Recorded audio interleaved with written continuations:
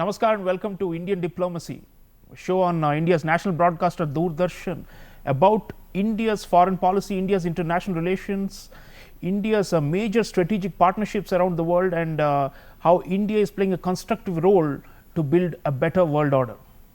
Viewers, in this episode, we are taking up developments in West Asia or the Middle East that have significant influence and impact on India's look west policy, and also require India to adapt to the changes and to be more proactive in that region. And to discuss this phenomenon of a changing West Asia, I have with me an expert in the studio. Let me introduce you to her, Dr. Deepika Saraswat. Dr. Deepika Saraswat is Associate Fellow at the Manohar Parrikar Institute for Defence Studies and Analyses, important think tank of India, and the author of a major book on Iranian foreign policy called From Survival to Status. Dr. Saraswat, welcome to Indian Diplomacy. Thank you, glad to be here. Dr. Saraswat, the Middle East or West Asia is changing so rapidly and in a very startling way. Some of the changes that have happened have really surprised even the seasoned observers. Saudi Arabia and Iran, the so-called two major titans who have been clashing in a cold war of sorts, have had a thaw or a rapprochement. Then you have the Syria, which had been isolated from the Arab League for more than a decade, being readmitted into the Arab League.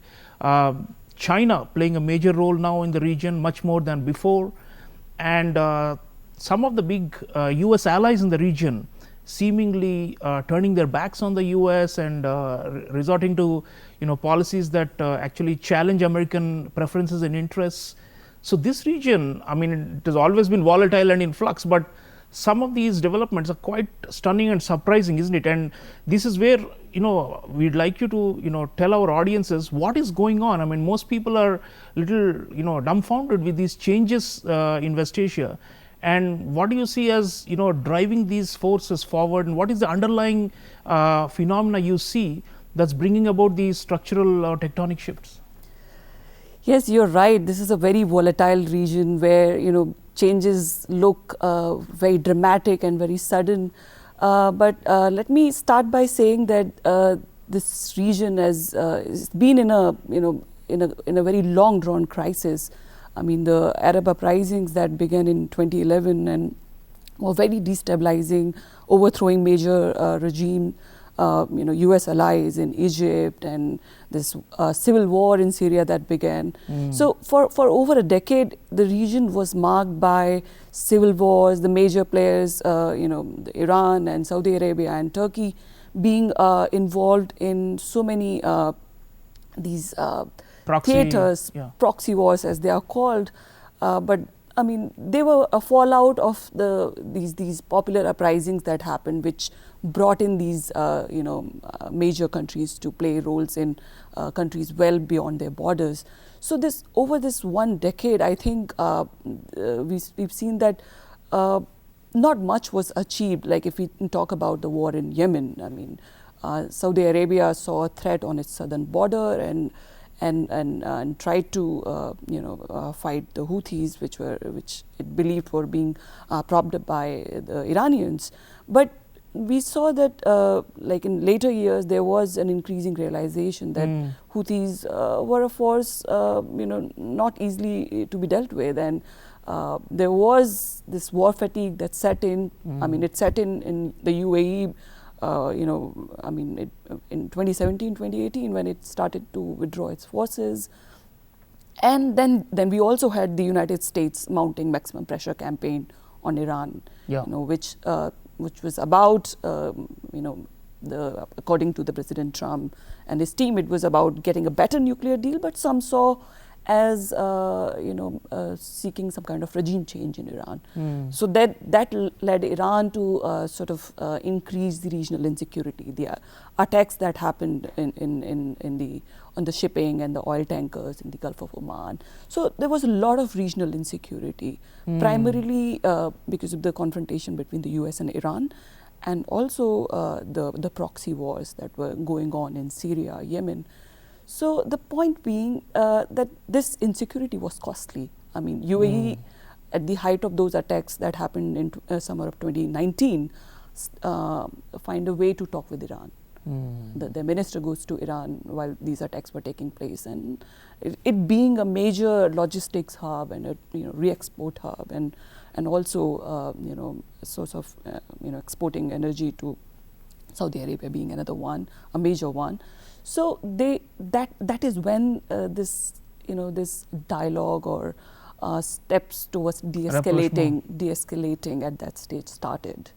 So you're saying war fatigue is one reason why some of the rapprochements are happening. Well, what about the U.S. role? I mean, people traditionally, historically have viewed the U.S. as a hegemonic extra-regional power that has so many influences, military bases, and was deciding the fates of the region, war and peace. And now suddenly you have the China factor, and China has made huge inroads. First it was only economic, but now even diplomatically, for them to bring Saudi and Iran together, I think the Americans were genuinely shocked, and they had not expected all this. So what is happening there with the extra-regional powers, and how do you see them? How do you see their the seesaw shifting in the other direction? So about the U.S. policy in the region. I mean, during Trump administration, the UAE, the Saudi Arabia, Israel, they had said, okay, Obama had made a bad deal with Iran, and they tried to cobble together an anti-Iranian front of sorts. I mean, Middle East Security Alliance, MESA, it was being called during President Trump's visit to Saudi Arabia, when he got all the Arab leaders there, and they were talking about some kind of a military alliance that would deal with Iranian threat, and also will have some kind of economic component built into it to deal with the China, whose BRI was making inroad into the region. But the point is that these US allies, I mean, we're looking at Saudi Arabia, the UAE, and also other players like Qatar and Kuwait and Oman, Bahrain, there is a divergence of views when it comes to their perception of Iranian threat. So this US idea of forming a regional alliance, which will not only take on the Iranian threat, but will also allow US to focus elsewhere, which is in Asia. So this idea of bringing regional allies together, supporting their capabilities. Trump was very categorical, talking about that you have to take up, this burden sharing, you have to take up more burden, and even reimburse US for all the years that it has been defending the allies and security guarantor that it has been. But that kind of rhetoric was very destabilizing also for the US allies. So those attempted cobbling together an alliance, they did not go anywhere. So that is one of the reasons that that these key allies, UAE, Saudi Arabia, they see that the US cannot be counted upon, as those major attacks that happened on Saudi oil facilities in Abqaiq and Quraysh, and they just the Americans felt that didn't do much to raise the cost of Iranian attacks. Iranians took down an American drone, and maybe Americans did too little, and and much later. So, and then there is Russia, which stood by its ally in Syria. There is China, which is coming up with promises of investment, infrastructure investment, and 5G, and a lot of this very positive kind of intent, and also for them, they saw that the US allies became very aware that they need to have more partners. I mean, they cannot rely diversifying in fact, of external talking relations. Of diversification of foreign policies away from the US centrality, viewers, I have a very interesting excerpt from an interview given by the foreign minister of Saudi Arabia, Faisal bin Farhan, talking about the importance of India. And so China, of course, we've already talked about China making inroads and becoming more influential in West Asia, but India is also making some proactive moves there, and key US allies are also looking to India to help this diversification, it seems. Let's listen to the Saudi foreign minister and continue the discussion. I would say that the relationship between the kingdom and India in the last 5 years especially has grown exponentially. Part of that is the very strong relationship between Prime Minister Modi and the Crown Prince, who have a very, very strong working relationship. Both of them are very similar in a sense that they both are very result-oriented. That they don't want just nice talk. They want to see actual results. They want to see progress, and that means that we in the government have very clear direction. Certainly, I do from the Crown Prince, that we need to work on this relationship. That the relationship with India is a top priority, and that we need to have measurable progress in all sectors, especially the economic and trade relationship. And there we've seen. Just last year, I think 50% increase in trade, if I'm not mistaken. So a huge growth. Obviously, India is a fantastically dynamic country with a huge potential, and we've seen that especially in the last 5 years. The trajectory for India is fantastic. The potential that India holds is almost unmeasurable, and that, coupled with the kingdom's equal dynamism, equal progress, and our positions in the world. We are, of course, linked historically, given the fact that India has played an important role in our developmental journey for many decades, given the large Indian diaspora in Saudi Arabia. So that connection has existed even before that, hundreds of years, given the relationship between, the trade relationship between the Arabian Peninsula and India. And we're now building on that. We're building on that connection, on that relationship, in a way that is not just benefiting both of us, it's really benefiting the international community. We have similar political outlooks. We believe both of our countries very strongly in the need for multilateralism, in the need for cooperation, in the need to avoid polarization, to avoid this politics approach, of not just bipolar, just this focus on narrow interests against the interests of the whole. So viewers, you just saw the Saudi foreign minister talking about similarity in foreign policy outlooks of his country and of India. Dr. Saraswat, lately we have seen Saudi Arabia especially in a way breaking away from the US sphere and doing many things independently on its own, including on oil prices and OPEC policies and all these things. So defying the US and striking a different position from the Western countries on the Russia-Ukraine war, and they are increasingly talking about how that is creating a convergence with an independent power like India. Now this, how do you see this convergence, and why do you think this is happening? I mean, India, Saudi Arabia, we've had strong ties for a long time, but this element seems to bring about that greater strategic convergence. And then there is the UAE, which is of course closely aligned with Saudi Arabia. So for both of them, India seems like a very attractive partner right now, because it is seemed to be taking this independent foreign policy position and not necessarily succumbing to the Western pressures. So this aspect seems to be quite significant in making India more respected and more wanted by these countries in that region. Yes, I see the point you're making is very interesting one, because these Saudi Arabia and the UAE really started building their strategic partnership with India, I would say about 7-8 years ago, around the time when they realized that the US was talking to Iran and the war in Yemen, they were basically fighting with some US support, but there was this idea that they need to have diversify their external relations. So, and India saw an opportunity. I mean, the Prime Minister Modi's visit to the UAE in 2015, after a gap of 34 years, and then also to Saudi Arabia, and this very frequent high-level visits and the consolidation of comprehensive strategic partnership. It was based on the two countries' perception of mutual benefits that they could derive by synergizing their different capabilities. Like for that matter, India hoped that these countries, with their massive sovereign wealth funds, could invest in our infrastructure. And Saudi has committed to $100 billion. Yes, the promises have been very of massive investment. It has not necessarily come about, and I see that from Indian side there is this this is a very important plank for our outreach to these countries, because in this time where capital is, these countries have a lot of massive capital resources which have usually been parked in the West, and now they are using them in a far more strategic way, where they are trying to bring in investment in their own country, innovation-driven investment.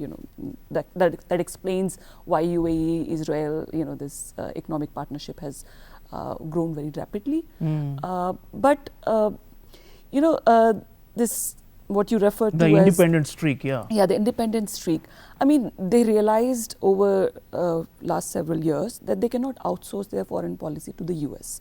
They realized their strength in the region, their soft power, their financial clout, and their location in the east-west. If we think of the global transport, logistics, transport architecture. So they want, like UAE was initially being touted as the little Sparta. Fighting this war in Yemen and building bases around this Gulf of Aden. But it also shifted. They said, no, we want to be more like Singapore, where we are able to bring in all these major powers. Instead of making binary choices between the US or China, we want to engage with all. Including India. Including India. Yes, so in that equation, yes, India is very important for them. And Dr. Saraswat, the Israel factor, we haven't mentioned it yet, but it's quite clear that a lot of these the Arab Gulf monarchies have moved very closely in alignment with Israel. Some have even recognized Israel officially, and unofficially they work as almost like allies. And of course, India has a very strong, growing strategic partnership with Israel, and that's how this I2U2 was announced. India, Israel, United States, and United Arab Emirates. And now, de facto, it looks like ITU2 plus Saudi Arabia, and maybe even Egypt. They're all on one side, it seems. And earlier, there was this question mark about, is this some kind of an anti-Iranian alliance, the fact you were mentioning during Trump period. But now that Saudi and Iran have also patched up, there is a report that our National Security Advisor Ajit Doval has said that profound change is happening in the region as a result of Saudi-Iran rapprochement. And in a way, it eases our problem, because we are not ganging up against Iran at all in that sense. And in any case, if they are patching up among themselves, we can work with all of them without having to be caught in a bind as to how it is perceived by one side or the other. So the Israel factor is coming in, and Israel of course still remains resolutely anti-Iranian in terms of their security approach. But then the Gulf allies of Israel, de facto allies, are no longer, it seems, seeing Iran as such a big threat. So in that sense, I think for us, things seem to be falling in place, and our NSA's visits and meetings with both the Iranians, Saudis and UAE and the Israelis and the Americans, it seems like we are relatively in a better place where we don't have to make those tough choices. Yes. See, the US during Trump administration had this idea of bringing the Israel and the US allies, the UAE and Bahrain, together in an anti-Iranian alliance, right? But that was, like I explained earlier, that's unraveled, that was more military-centric. But Biden administration, if you look at the national security strategy that came last year, it was, they said that we want to build on our partnerships, and not just in a very military-centric, threat-centric way where we're trying to counter some country or some. It had a far more positive, or what we in our scholarly language call order building, approach to it. So Biden administration very much embraced the Abraham Accord, which was about integrating Israel into the region, not just normalizing. There was, this aspects of economic partnership, value chain integration, synergizing the respective strengths of different countries. The Saudi, the UAE capital resources, and Israel being a startup country. So there was this economic defense cooperation, but from the day when the UAE was very clear, saying, okay, this is not about countering Iran, because they are just only a short distance away from Iran. So they, of all the Gulf countries, they are always very clear that no, we are not trying to get into anti-Iranian alliances. And so in that sense, it's a happy ending for us, because we would like the region not to be so polarized, Yes, because we have channels for all sides, isn't it? And absolutely. the Israeli foreign minister was in India, and he was talking about how India is a gate from east to west, and he would like to see how transport corridors could be built via Gulf countries, via Jordan, and all the way to the port of Haifa in Israel, and then from there to Europe. And now there's a talk about transport corridors being developed. Our NSA apparently spoke about this as well with the counterparts. So the connectivity thing that had been broken as a result of the geopolitical fault lines, maybe it's looking more optimistic now. See, about that, I'll just say a bit about the I2U2. I mean, this is a time where no countries want to make binary choices. So they don't want to say that this is about countering anyone, whether China or Iran, but it does have that element of building their own capability so as to have more choice, so as to have more agency in dealing with all players, like whether it's US or China. So for them, and it's also about creating a kind of economic architecture that enhances their own interests, that enhances their own status. So this whole idea of an India-Arab Mediterranean transport corridor, it started being talked about by Israel in the immediate aftermath of the Abraham Accords. Sure, and India it becomes more valuable as a result of this shift in outlook. Viewers, let's now focus more on India and West Asia specifically. Given these changing dynamics, I have a scholar of West Asian studies who teaches at O.P.Jindal Global University, Dr.Priyanka Chandra, talking about what more India and that region can do. Let's hear her and continue. India-West Asia relations are at a very interesting juncture where recent developments have spurred on a heightened engagement of India in the region. Groupings such as the I2U2 have created a unique opportunity to strengthen our relationships, strategic, economic and security cooperation with both the UAE and Israel. Additionally, Iran-Saudi rapprochement has created a lot of stirs in the international community. The ability of China to broker peace has raised a lot of concern, spurring on the US and India in the region.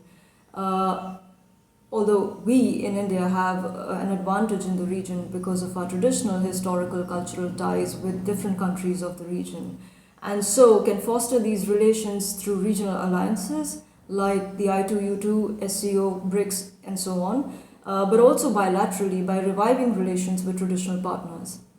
There has already been talk of expansion of I2U2 with the inclusion of Saudi Arabia and Egypt, both economically and strategically very important. But we also need to foster relations with our traditional partners like Iran, where there was a thawing of relations in the last decade or so as India became closer to the US. So through a proactive sort of non-alignment, a word that has been resurfacing in IR circles, which means a diversified cooperation, a multi-tier approach towards diplomacy, including especially cultural diplomacy and sustainable initiatives, which are particularly important in the Gulf countries, along with economic, defense, strategic and energy security cooperation. These are all areas that India can explore in order to foster our relations in the region. It remains to be seen how India's responses to the immediate short-term developments in the region pan out, and how they shape what will hopefully be a framework for a longer engagement and West Asia policy on the part of India.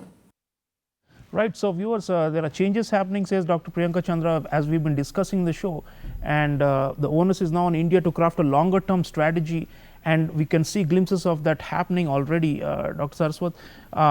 So we're talking about India possibly building railways to connect Gulf countries all the way up to Israel, and there is already a talk about doing trade in the rupee and bypassing the dollar due to the fluctuations and the sanctions and all those things. There is a, we already have a strategic oil reserve agreements with a number of these countries who are helping our energy security. And all kinds of new developments focus on food and alternative energy, and all sorts of things are being talked about, right? And some of these are very novel and innovative ideas. So it seems like for India, this is the right moment to step up a gear, given that things seem to be falling in place in the region, to maximize that so-called thaw or peace in the region, or cooperative logic in the region, and to increase its footprint there. Yes, I absolutely agree with you, and I must say that India has been very proactive. I mean, the fact that we seized an opportunity in 2014 when these countries were the Gulf countries were trying to diversify their external relations, and the way very quickly we have built up, we have consolidated, deepened our very strategic partnership, which has people to people, economic, business to business relations. I mean, I2U2 is not come out of thin air. It's based on our very strong bilateral partnerships that we have with the UAE, with Israel, and with the Americans. So this is a very complex time in the international relations. I mean, there are no alliances. I mean, I2U2 is not an alliance. It's about countries coming together to get the maximum benefit. I mean, it's about countries which have strength and they see that they can achieve a lot more together. So it's about practical cooperation. Yes. So and last word on, we are almost out of time.